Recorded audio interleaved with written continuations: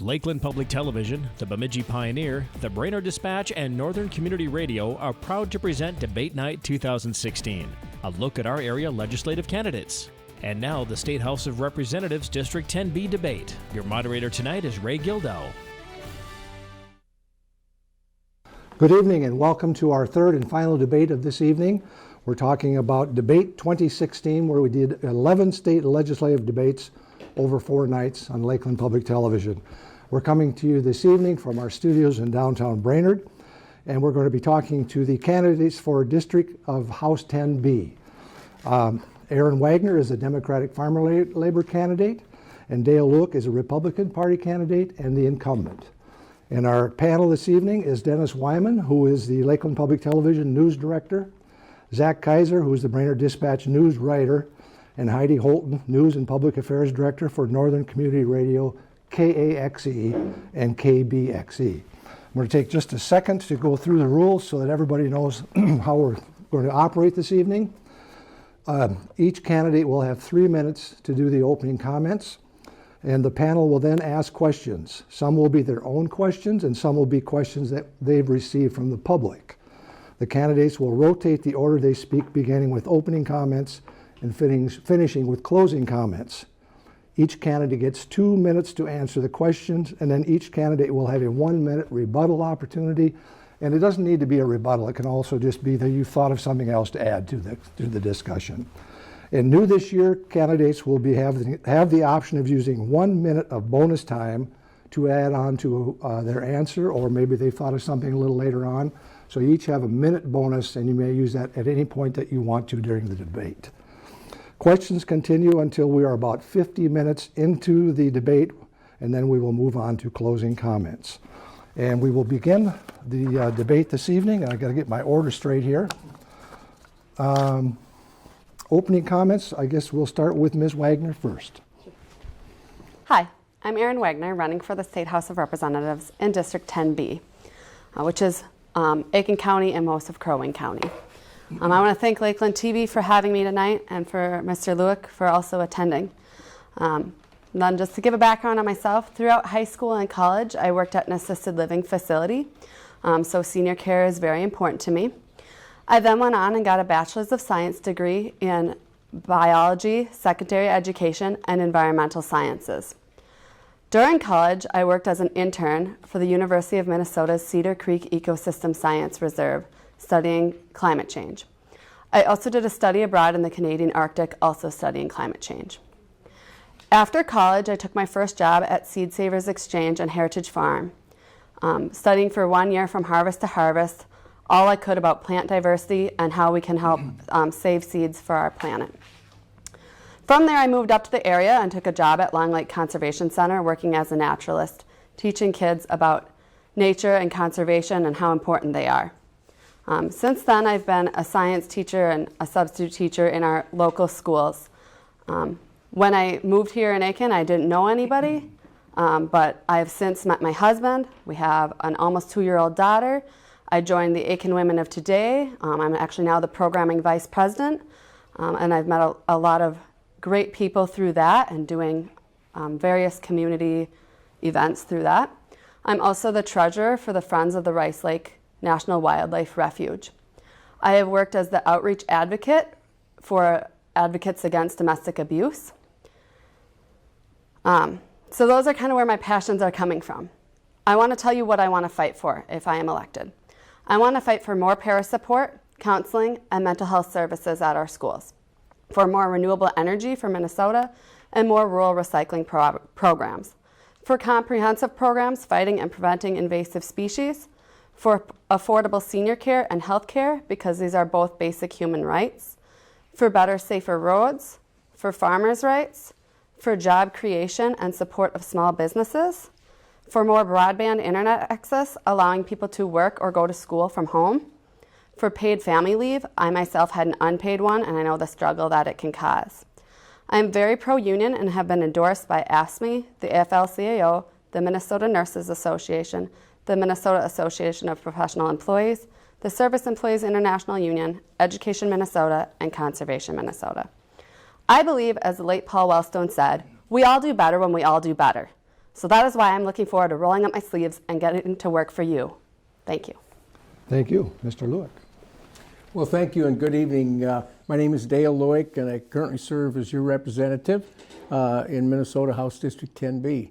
I want to first thank our hosts here and our questioners and of course Erin for participating tonight, and especially want to thank you, the viewers, for taking time out of your busy schedule to learn a little more about both Erin and myself. Our district consists of all of Aiken County and most of rural Crow Wing County. It's a big district with a variety of needs and issues. It stretches from McGrath, way down in the southeast part of Aiken County, west of Fort Ripley, then north all the way up to Manhattan Beach, Timothy Township, in the northern part of Crow Wing County, across through places like Emily and Hill City and clear over to Jacobson. It's a wonderful place and includes over 80 townships, very rural, very wonderful place to live. Making a positive thing happen here in St. Paul is really a team effort, and just as it is up here. I want to publicly thank all of you in the district for helping me get the job done in St. Paul over the past 2 years. Your wisdom and truly thoughtful advice has been critical in helping me make sensible, forward-leaning decisions on the many tough issues that we deal with in the district. I learned a lot about the district and the needs during my first term, and particularly learned how to get things done in St. Paul, and I look forward to putting an experience to work for you in 2017. We've accomplished a lot of positive things over the past 2 years. We fully funded state government this current 2-year budget. We did that without raising taxes. And let me say that again. We did that, fully funded our state agencies without raising taxes. That's very important. Folks told me 2 years ago they wanted somebody to go to St. Paul that used common sense, that was able to come up and deal with priorities that our area needed. And I'm happy to report that's what we did. A little bit about me personally. Graduated in 1967 from Aiken High School. My wife Linda and I have been married 47 years. We have 2 adult children and blessed with 5 grandchildren. I've served 28 years in the Navy, and since returning to Minnesota almost 20 years ago, Linda and I have farmed. We raised beef cattle. I also operated a successful small newspaper business for 10 years, but had to give that up when I decided to get involved in the legislature. Been involved in a great amount of community activities, county commissioner, planning commission. I hunt, I fish, I trap. I'm a life member of the NRA, strong supporter of Second Amendment. I am the pro-life candidate, your choice here this fall, and I look forward to discussing the many issues here with you tonight. Thank you. Thank you. Our first question this evening will come from Heidi Holton, and it will be directed towards you, Mr. Lueck. The state's biggest 2 utilities, Minnesota Power and Xcel Energy, they're taking seriously Minnesota's renewable energy goals by installing wind and solar energy systems. What's your vision for our energy future? We need energy that provides a solid base at a reasonable cost. And that there's several pieces to that. The biggest piece of that is the residents here need to have affordable electricity, stable electricity.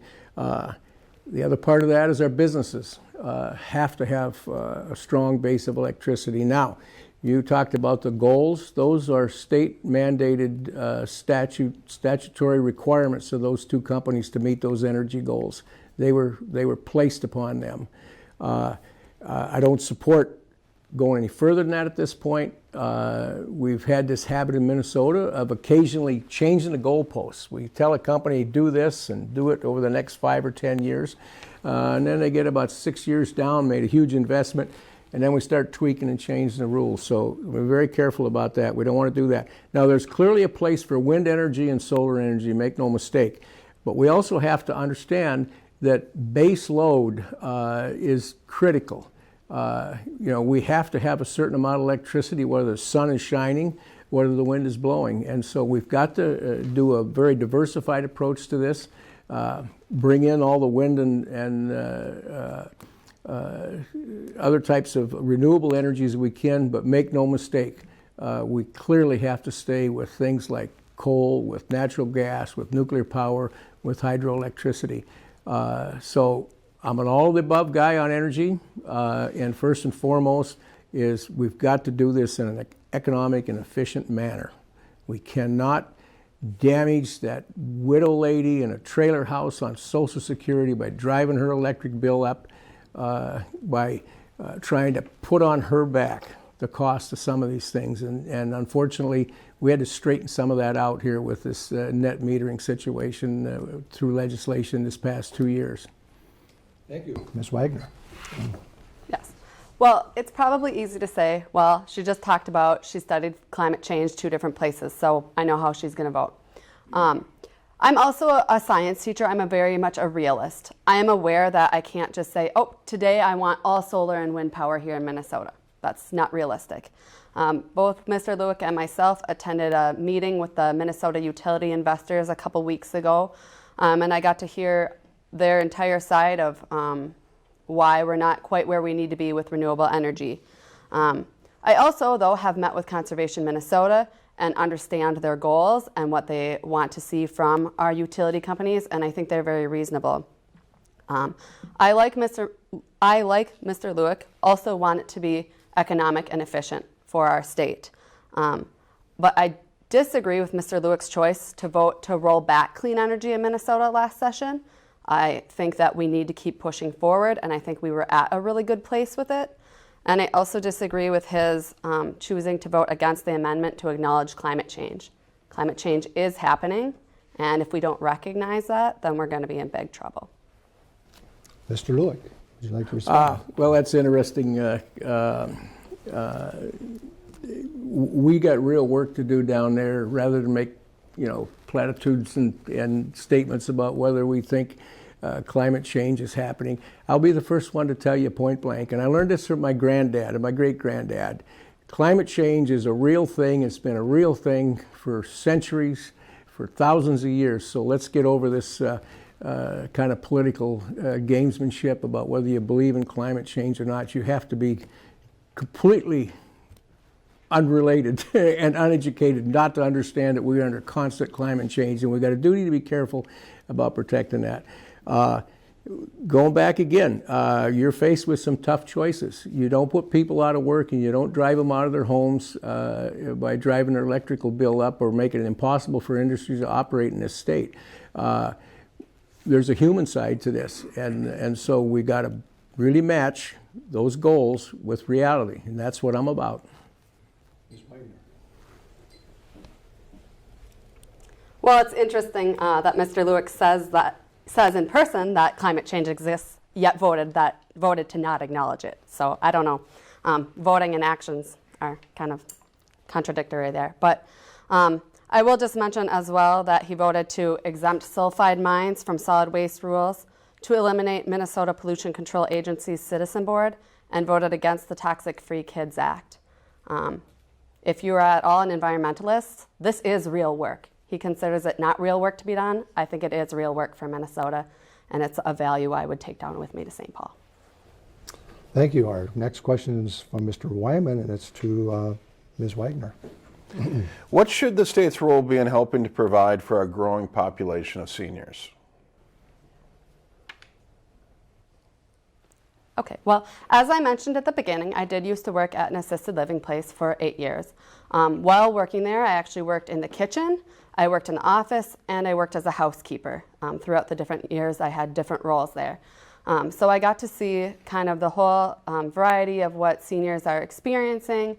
And one of the things that I could see very much is that they do need staff. They need staff in the kitchen. They need staff in the office. They need staff doing housekeeping. And those are just 3 of the roles there. There's definitely activities and all sorts of other things.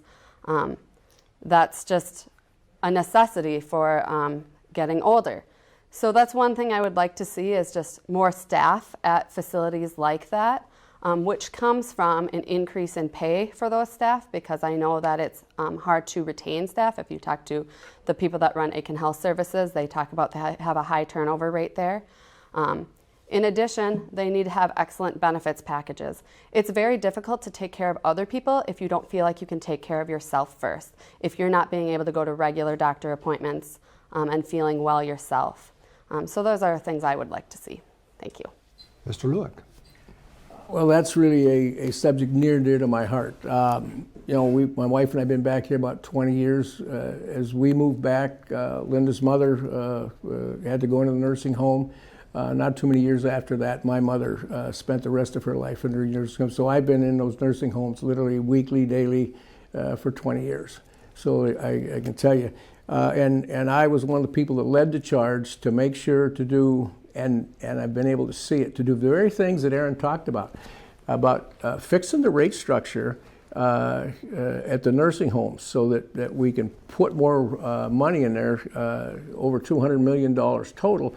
And it's interesting because that same wonderful place you talk about, Aiken Health Services, I was just there and met the new director not too long ago. Again, you know, reconnected with a number of the employees there, and some of the things that they thanked I and a couple of other legislators that worked on that for were Aiken Health Services be able to work on improving their health benefit package for those employees. They're able to work on pay raises. The same thing goes over to CODA, our wonderful nursing home in Crosby at Heartwood, that whole area. So I live and breathe this. This has been a priority for me, and it will continue to be a priority for me. And I can tell you, just tickled pink that we really made true progress on it, to do the very things that Erin is talking about, because those folks, we are so blessed with the people in those careers. We want to keep them there. We've put some things in place to help them on an education standpoint, work on student loans, and support them for the extra training and certifications that are necessary. So I think we're on the same page here, Erin and I, on critical, important thing we do. Thank you. Ms. Wagner, any additional comments? Sure. Yeah, I actually agree. I have, like I said, I spoke with my friend, and she did mention that things have gotten better from that piece of legislation. So I won't dispute Mr. Lueck on that one. So I agree that that was a good piece of legislation, and I think that we both just want to see that move forward even more so for our seniors, especially with Aiken County having the highest median age of anywhere in Minnesota. Mr. Lueck, any other additional comments? I think Erin and I are definitely on the same page on this for sure. Okay, thank you. Zach Kaiser has our next question, and it'll be directed to you, Mr. Lueck. Which presidential candidate do you support and why? Boy, I won't say that's a tough question. It's a frustrating question. I'm going to support Mr. Trump. He certainly was not my first choice.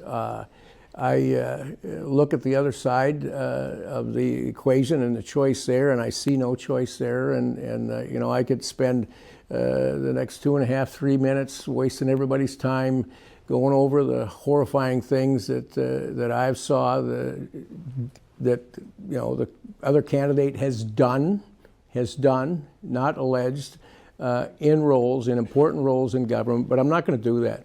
I'm just going to tell you. I'll vote for Mr. Trump. Certainly won't vote for the other candidate, and I think we got better things to do than bore the candidates with, you know, kibitzing back and forth on the merits of those two candidates. Thank you, Ms. Wagner. Yeah, I kind of expected this question might come up. And it's funny because I've had multiple people ask me at the door, which presidential candidate will you support? And I say, you know, I don't feel comfortable declaring that, but tonight I will. The biggest thing is I really wanted to be the most informed as possible between now and November 8th. So I will still be informing myself more between now and then. But as of right now, if I were to vote today, I would support Hillary Clinton. And the main reason for that is just because of all the peace negotiations she has done. I'm a big believer that America needs to be a leader in peace negotiations, and so that would be the main reason for that.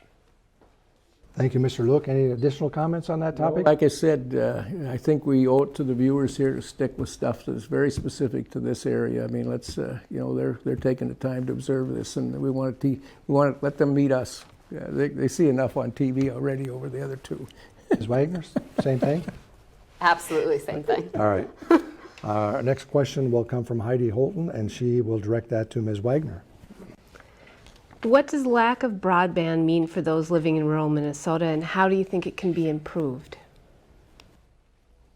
Yeah, this is definitely an issue that I have come up as I've been knocking on rural doors. And I'm aware that Mr. Lueck did push through some broadband internet for our residents. I'm also aware that it was only about 30% of what was originally wanted up here, which still leaves 25% of our residents uncovered.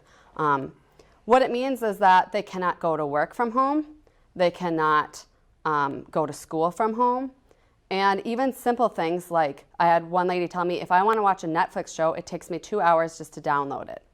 You know, that's who wants to live here if it's going to take you 2 hours? So I think of, if we get broadband internet going up here from border to border, that's going to get people to want to come live here, work here, go to school here, and all those good things that come with that. Thank you. Thank you, Mr. Lueck.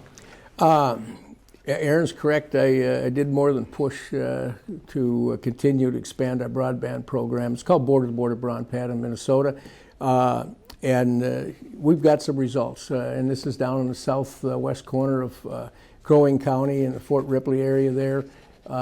There were some grants awarded, and those folks have already got an improvement in broadband. We continue to work. We'll have projects right now. They're looking at the next grant cycle. It's critical. When I moved from Fairfax, Virginia, when I retired from the military almost 20 years ago, I had a fire hose of broadband. It came right into my house. And I went to dial-up. So I get it. And I ran a newspaper. And thank goodness for Mille Lacs Energy. They were able to provide me with satellite broadband, and I had to pay a significant amount to run a newspaper from my home. Couldn't do it with broadband. But here's the thing is, yes, we get it, and we've got a program in place. We're making progress. It's just like rural electrification. You can't do it in the next 20 minutes. We got a season that we can construct. It's hard to put cable in the ground when there's 2 foot of frost in the ground. But we're making progress. We're going to continue to make progress. There's a great application went in here with Mille Lacs Energy and CTC over in Baxter that hopefully will expand things right here in Aiken County. That's being looked at right now. It's in the hopper with all the rest of them. So, I'm very optimistic that we're going to make a lot of progress. It's going to take a little bit of time. Thank you, Ms. Wagner. Well, sure, there is the logistic piece that obviously once the money has been passed, you have to install the actual wires and stuff that Mr. Lueck has talked about. And I'm not disputing that part. I'm just disputing that, there's 70% more that we can push for from our legislature. We had a $2 billion surplus last session, so the money was there. I know one of my good friends runs one of the computer stores nearby, and he tells me that most of the time when somebody calls him up and has an issue with their computer, it is faster for him to drive out to their house, wherever that might be, pick up the computer, bring it to his store, fix it at his store, and then drive it back to them than just to do the downloads and things at his house. Or at their house. I kind of find that really ridiculous, and I think he and his customers do as well. Thank you. Mr. Lueck, any other comments? I've been involved in building things. I come from a family of carpenters and builders and tradespeople, and understand it takes a little bit of time. I don't want to throw stones, but we got some stuff done the last 2 years. But gee, when we had one political party running everything with allegedly this huge surplus, they didn't even spin a wheel, let alone get anything done. So let's be fair about this. We jumped in the last 2 years. We've done more by far than our predecessors did when they didn't have to argue with anybody. They could do anything they wanted. Okay, thank you. Mr. Wyman has the next question for Mr. Lueck first. What do you see as the biggest issues facing rural Minnesota schools, and what can be done to change the funding disparity between metro schools and rural schools? Excellent question. I'll go to the disparity issue first. We've got an extremely complex formula process for funding schools, and like it or not, it's biased toward the metro schools. So we see things like $18,000 per student funding in some areas in the metro area, and we see things like $9,000 per student up in this area. You know, we've got a lot of school districts in 10B. One of the things we did and insisted on was we put dollars directly out there on the formula. We didn't tinker with it, because if you open that box and you usually lose. I'll be quite blunt with you. You usually lose. Every time they've opened and tinkered with that formula, it's been more biased toward the metro district. One of the things that we did get the folks to agree on after a lot of work was we've got this mechanism where we fund maintenance and the building elements, the infrastructure part of our school system. And we had such a terribly high bias toward the metro area. It was unbelievable how much dollar for dollar was going to the metro schools. You know, we got to pay the same heating bills. We got the same kind of weather that they do down there. Our buildings are no better than theirs. So we haven't completely corrected that, but we certainly have fixed that. The big challenge is we've got to go back to basics here. We truly have to get more counselors in school, and we've got to be focused on not just blindly these kids are going to go to college, but no, we're going to prepare these kids for a very successful, profitable career in life, and get out of this one-size-fits-all, you're going to college. Thank you. Ms. Wagner. Okay. Well, as an educator, it's probably a little bit more difficult for me to just choose one issue, so I guess I'll try to touch on a couple. One of the things that I think our schools often up here just get ignored. I know that during the last session, somehow Eden Prairie School District received a $500,000 grant from the state for a college readiness program. They were the only school to receive this in the entire state from our state legislature. To me, I'm like, doesn't Eden Prairie already have enough going on? Like, let's get our schools up here some of that money. Meanwhile, the House Republicans did not prioritize education. Again, I mentioned we had a $2 billion surplus in our budget, and instead they chose to cut taxes on big businesses. I don't think anybody's too shocked with that, which meant for every $15 in tax cuts, $1 was cut from education funding. Mr. Lueck will probably claim that this went towards some sort of unemployment or something, but it doesn't matter where it went. It meant it went away from education. I also think that one of the biggest issues we have up here is getting recognized that pre-K is very important. My opponent here voted to gut the pre-K program and denied 45,000 Minnesota kids from this program. The program is voluntary, it's not mandatory, so nobody's saying your kid has to go to all-day pre-K. If you don't want to send your kid, you have the prerogative to keep them home or send them to daycare just like you would otherwise. 60% of Minnesota schools that applied for pre-K grants were denied because the House Republicans, like my opponent, did not allocate enough money for this.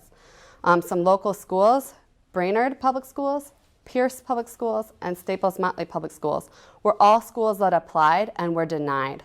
That's 250 local 4-year-old kids that were denied education. I'm not okay with that. Thank you, Mr. Lueck. Well, I'm a little dumbfounded. I understand you're a science teacher, Erin, but you certainly don't know much about finances, economics, and you weren't really paying attention to what we did down there in St. Paul. We provided the largest education budget in Minnesota's history. We put well over $500 million in new money out there. We, for the first time, actually began a pre-K system. Our school superintendents and our school boards and our teachers, as you should well know, have not finished really putting together the facilities and the infrastructure we need for all-day kindergarten. I mean, we just did that a couple years ago. So I'm with you on you know, we need to do the best and the thing with for our kids with education. But you know, this hyperbole about cut and voted against and got, I mean, you know, you should have been there and you should have been paying attention, because that's not what happened. Thank you. Ms. Wagner? Well, obviously, I disagree, and I know what happened. And you can ask Brainerd, Pierce, or Staples-Motley, and they'll tell you that too. So that's just, I also disagree with Mr. Lueck's statement back in his original comments where he said we need to go back to the basics. I certainly, as an educator, am not all about pushing all of my kids for college. If you talk to many of my kids that have graduated are now 22, they're not in college, and I'm perfectly okay with that. I'm perfectly okay with the fact that they're happy and employed and making a difference in the world. So I think that, teaching kids to be successful in the world is important. Whether that means they go to college or not, we need to just teach them to be successful and not say, okay, we're going to go back to the basics of whatever the 1950s or whenever Mr. Lueck went to school.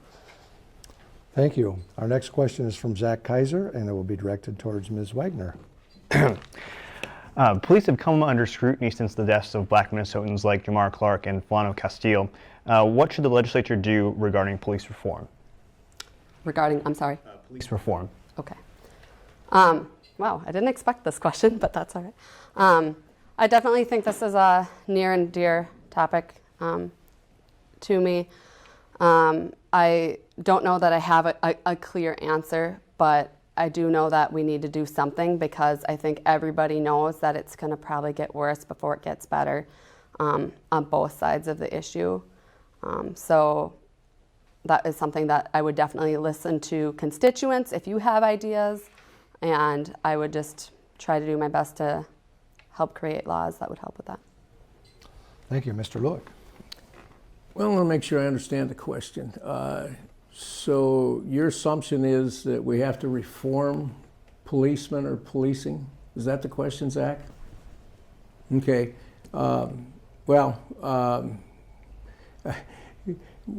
We've been involved in this now for a number of years, about 6 years, where we have made that same assumption that policemen are out there just arbitrarily and almost habitually doing the wrong thing, that they need to be reformed, that they need to be retrained, and I don't buy that.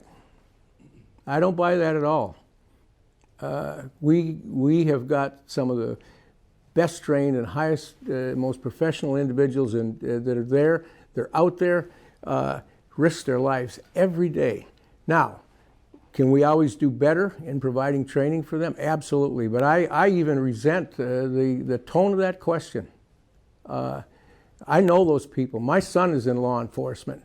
And as a county commissioner, we worked with the deputies, the sheriff's department, our emergency response people. They go out there every day and they go into the worst situations and risk their lives day in and day out. And so, again, I'm just going to say point blank, the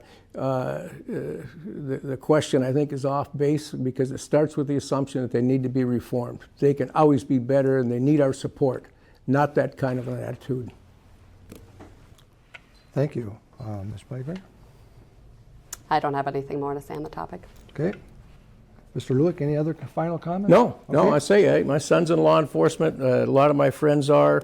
We lost a law enforcement officer in Aiken just recently. And again, that individual did not need reform. He's an example of a loving, caring individual that went in every day looking out for the citizens, and look what happened to him. So let's be really careful about that type of an attitude.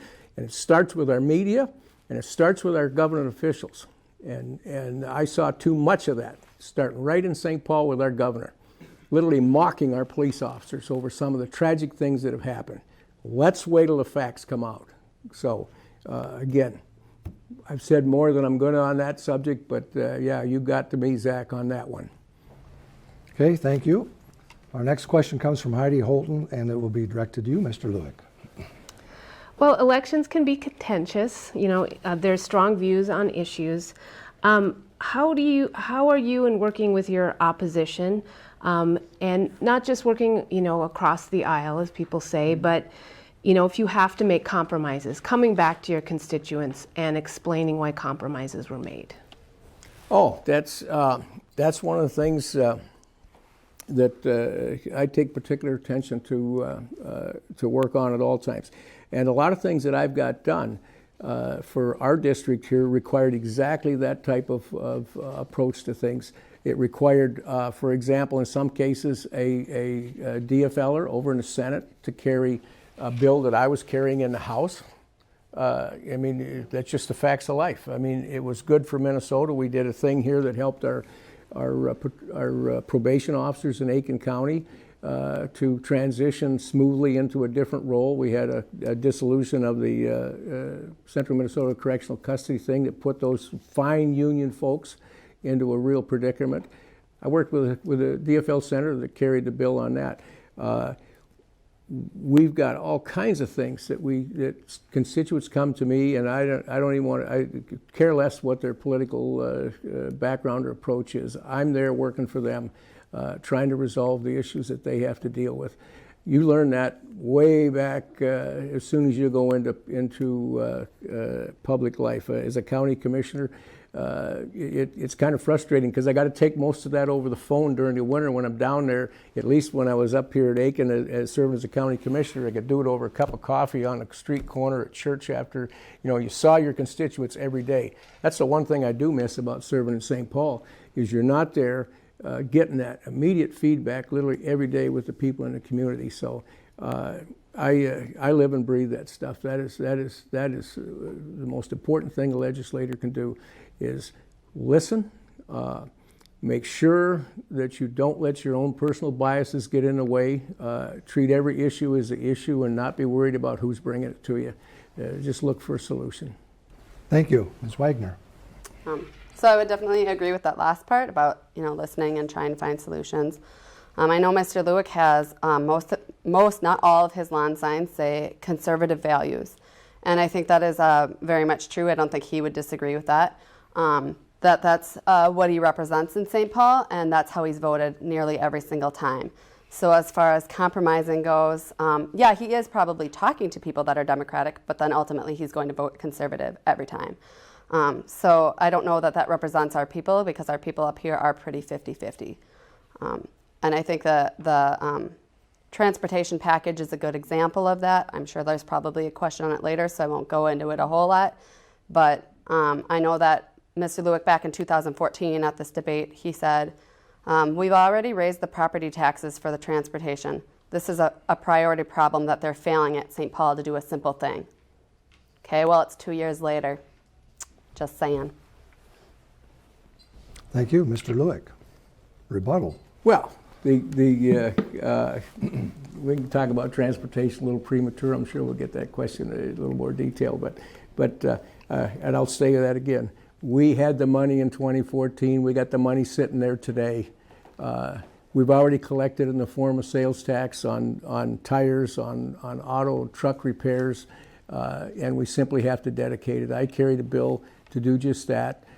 We had that in the system, and some metro-related issues blew that whole thing up. We didn't get a transportation bill, yeah, I recall that statement, and I'll say it again, folks. The money was there, and it's still there, and we're still over collecting, and we simply got to dedicate those dollars to transportation. Thank you, Ms. Wagner. I think it's easy to finger point and say, well, there were metro issues in the package bill. Yes, there were. I'm a big believer in, if I scratch your back, you scratch ours. I think that's how we work together to make Minnesota great. So if I have to give into a little bit of what the metro wants so that we can get what we need up here, which rural roads were definitely a big part of that package, then let's do it. Let's make Minnesota a great place to live and be. Thank you. Dennis Wyman has the next question for Ms. Wagner. Yes, and our next question does indeed go into the transportation side. It is about the Southwest Light Rail Transit Project for the southwest Minnesota suburbs. Governor Dayton, clearly a strong proponent, and it was one of the main sticking points in passing a bonding bill, which had reportedly 89% bipartisan support, and also held up a tax bill as well, the Southwest Light Rail Transit Project. Are you in favor of that project? And also, while we're at it, are you in favor of raising a gas tax to fund transportation funding? Okay, well, good. This is what we were talking about anyway. So I actually didn't realize it had that much support for it, so that makes me surprised that it didn't pass. I talked the other night about how the 7 metro counties were actually going to be taxed a half cent on their taxes. So they were willing to pay for the Southwest Light Rail. So again, I would just go back to, if they're willing to pay for it, then let's agree to it, and we'll scratch your back if you scratch ours. As far as the gas tax goes, I think that there are other ways that this can be accomplished. I know my husband, when I said I was going to run, one of the first things he said was, "I don't want my gas prices to go up," and I understand that. I mean, it's always kind of like, oh, you know. I actually would agree with what Mr. Heinzman said last hour, that it can be accomplished through taxes on our tires and on our automobile parts. So that way, you know, you're only paying them here or there and not every time you fill up, and that way it doesn't feel like such a burden on you. Thank you. Mr. Lueck. She's exactly right. I mean, we've got the money. We simply have to dedicate it. It's already sitting there. And that's in addition to the $5.5 billion that we did pass and put into the transportation funding for this biennium. But let's talk a little bit more detail about Southwest Light Rail. Yeah, that blew everything up. That was somehow connected to the governor deciding to veto the tax bill that was absolutely passed on a massive bar. We had almost 90% of the people in the House and Senate supported the tax bill. He came up with all kinds of little reasons to veto that. Problem was it had some tax relief for people, I guess, and he wasn't ready to go there. But Southwest Light Rail, here's the amazing thing we learned after, instantly, just magically, they were able to fund this thing when we said no. And frankly, we didn't even get a chance to say no because the Senate screwed this up so bad. They came out of nowhere and tried to amend a bonding and transportation bill. They were successful after spitting and sputtering over there with just minutes left in the session. The bill that they amended that would have to come back to the House was in a page's hand across the street in front of the building while we had to adjourn. I mean, you got to adjourn. You're done at midnight. That's the way it goes. That's state constitution. So this idea, it was frankly a foolhardy and reckless thing that was done by some individuals in the Senate that are all Metro folks that just did not think about all of Minnesota. And here's the amazing thing. People think about this. The smoke is all gone on Southwest Light Rail. Without any help from the state, they found a way to fund it. So let's get over it. Thank you. Ms. Wagner. Yeah. Well, I was just say, I noticed that Mr. Lueck likes to do a lot of finger pointing. This time it's the governor's fault. Before it was just the Metro in general's fault. I think whether you want to believe that it magically got funded or not, I think the reason it got funded was because it was important. And so I'm glad that it got funded. I'm sad for the rest of Minnesota that it means that we lost out on our roads getting funded as well. And meanwhile, we have to drive on roads that are becoming less and less safe each day. Thank you, Mr. Lueck. Again, you would have had to been there and saw a group of people that really put all of Minnesota in the back seat and tried to do something that they couldn't even execute, and it failed. It failed miserably, and it hurt the rest of the state. Unfortunately, you had 10 people over there in the Senate, part of the party that she subscribes to, that did exactly that. And, I'm not going to apologize for them. That's they made their bed; they can sleep in it. Okay, thank you. Our next question is from Zach Kaiser, and it'll be directed towards Mr. Lueck. What's the single most important issue facing women in Minnesota today, and what can the state do to address it? Well, that's an excellent question. Probably the biggest issue, and you really have to think about this, but it's simply that we don't we immediately put a label, a woman or a man, on a human being. And we need to get away from that. And I learned a long time ago, and I mean a long time ago, that women can do literally anything men can. And I'm so proud of this because long before a lot of people even thought about it, in the armed services, we brought women into all kinds of jobs that we had, thought, well, gee, only men can do those.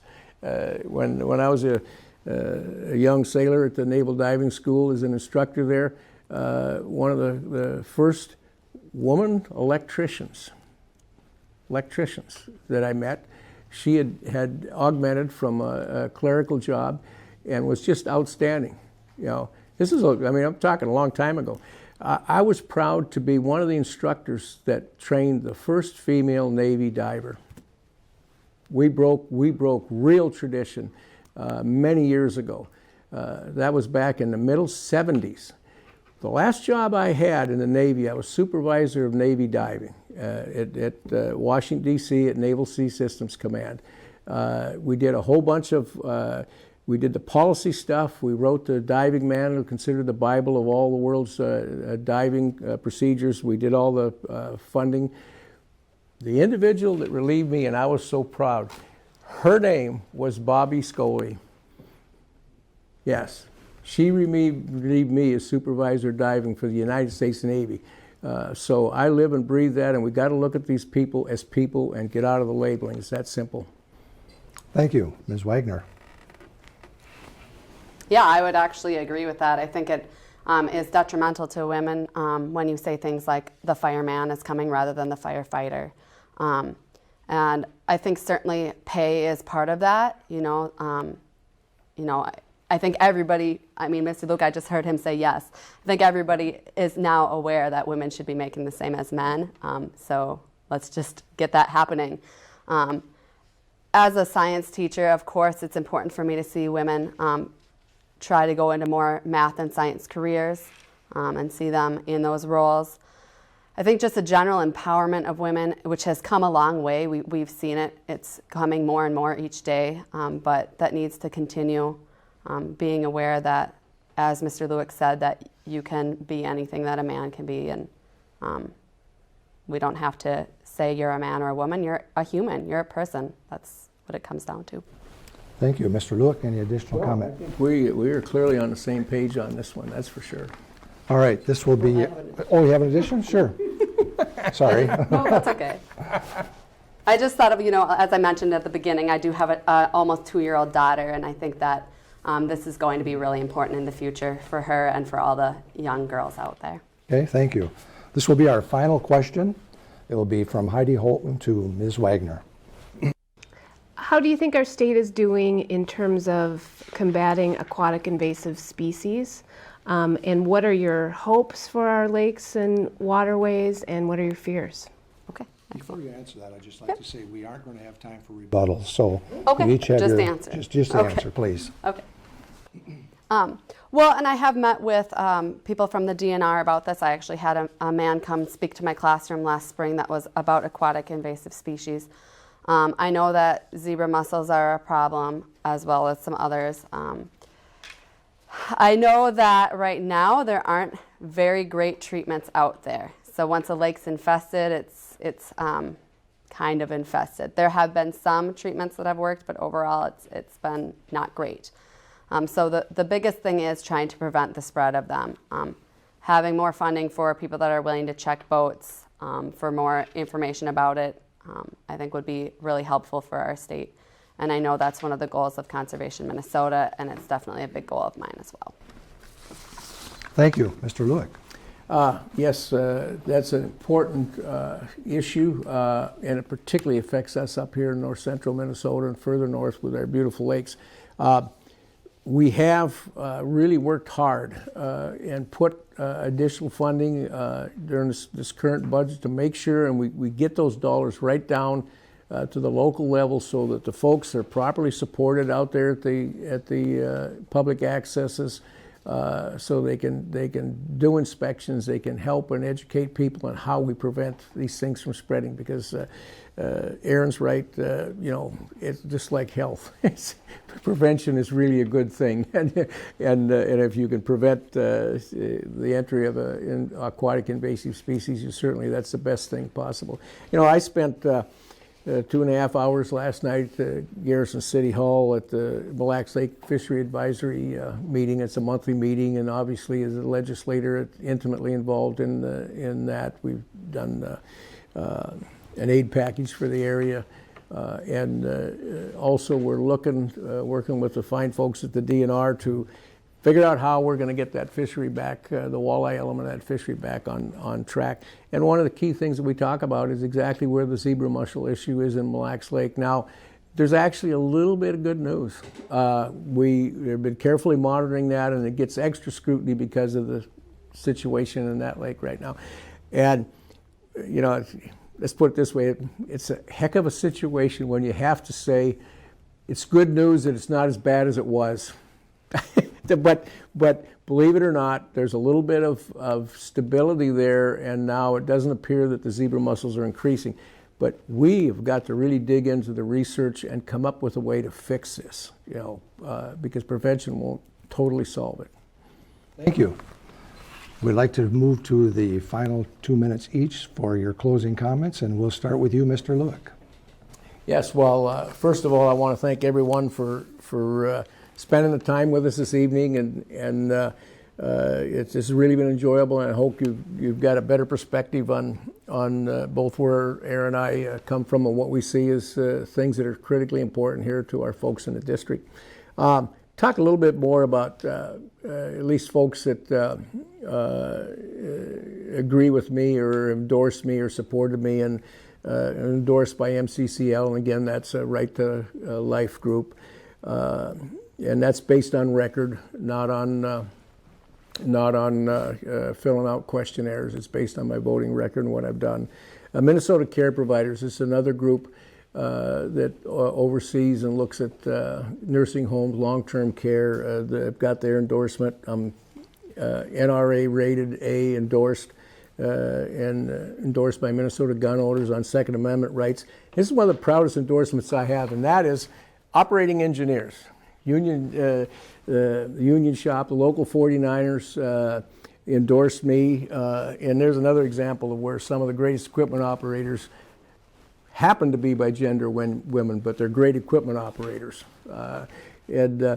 Endorsed by the Farm Bureau, State Cattlemen's Association, Minnesota Ag Action Committee. I've got a strong background in agriculture, which is important for our area.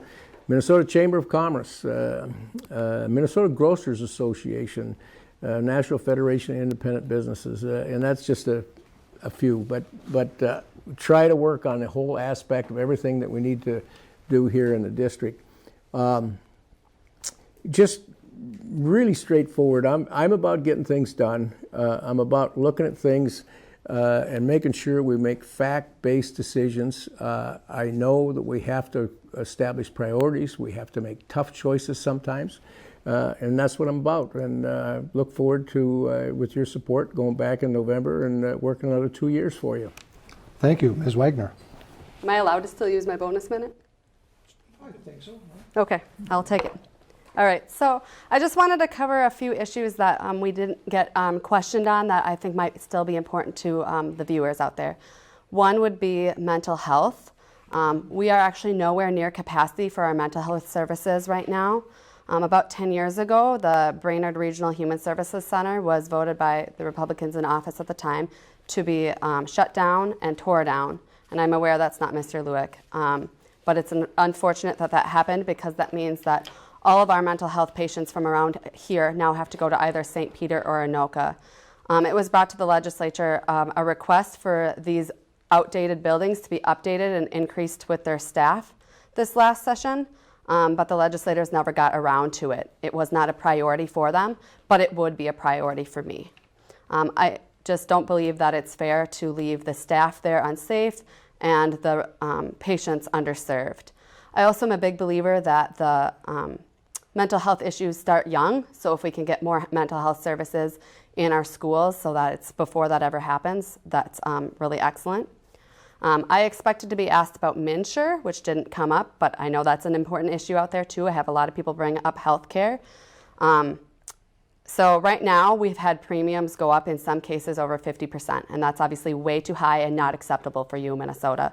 I know that it was bounced around in the legislature last session, but ultimately didn't go anywhere. And I think because the only solution that was really brought up was just to get rid of it, which would have left 100,000 Minnesotans just stranded with no options. And for all the people out there with pre-existing conditions, this is just not an option. So I want to give you some options that I will bring with me to the legislature. The first is that I want to do some short-term solutions, which means I would work to give subsidies for those Minnesotans that have had premiums rise over 50%. The second would be the long-term solutions, which would be either to do a reinsurance program like they do up in Alaska, which spreads the costs out evenly, whether you're sick or well, rich or poor, everybody's paying pretty much the same amount. The second would be just to expand our county-wide health programs. And the third, I think most viable solution would be to let anybody purchase MNsure regardless of your income. So short-term, long-term solutions are important. I also believe we need to reform the healthcare so that we can reduce the prescription drug costs. People should not be paying 500% for EpiPens or whatever. That's ridiculous. Pollinators are also a big issue. Farmers know that pollinators are vital to our economy. They have an estimated value of $17 billion in Minnesota, with about a third of that coming from native pollinators. So I would be investing in more research for pollinators because that's going to definitely affect our future. And I'll just mention that while I'm not endorsed by the NRA, I do also support gun rights. My husband is an avid duck hunter, and that is something I would take with me to the legislature as well. Please look me up if you have any other questions or comments, and I hope you will vote for me on November 8th. Thank you. Thank you. Thank you to both of our candidates for taking time out of your schedule to share your views with our viewers. Appreciate it very much. If you missed any portions of the visual, and if you'd like to hear the audio, you may go to kaxe.com and get the audio portion of our debates this evening. You can go to our website in 24 hours at Lakeland Public Television, lptv.org. And you also may go to the online website for the Brainerd Dispatch. It's brainerddispatch.com, and you can see a wrap-up of these events tonight. And I am suspecting that you'll be able to see a wrap-up in print Monday morning. So this concludes our debate coverage for this election season. 11 debates over 4 nights from our studios in Brainerd and Bemidji. Thank you, and stay tuned for your local news.